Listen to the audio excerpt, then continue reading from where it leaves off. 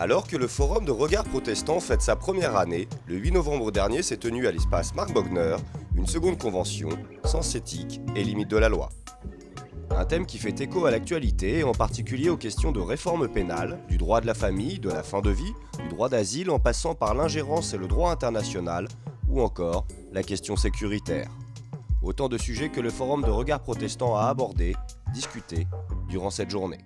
Il y a peut-être dans le style protestant un rapport à la loi qui n'est pas la loi avec un grand L, la norme qu'on transgresse, mais il faut quand même qu'elle soit énoncée, mais un rapport, la loi, il faut qu'elle soit applicable, il faut qu'elle soit vraiment applicable pour tout le monde, et donc il faut qu'elle soit un peu plus modeste.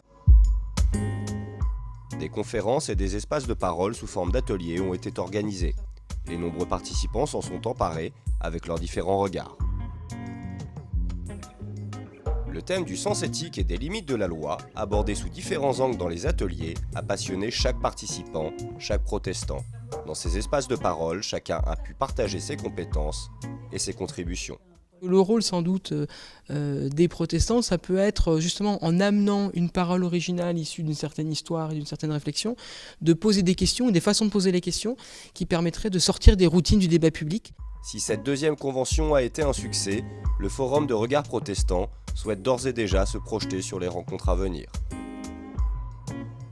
L'idée, ce serait vraiment d'installer dans le paysage et dans l'agenda l'idée qu'il y a au moins chaque année une convention comme cela de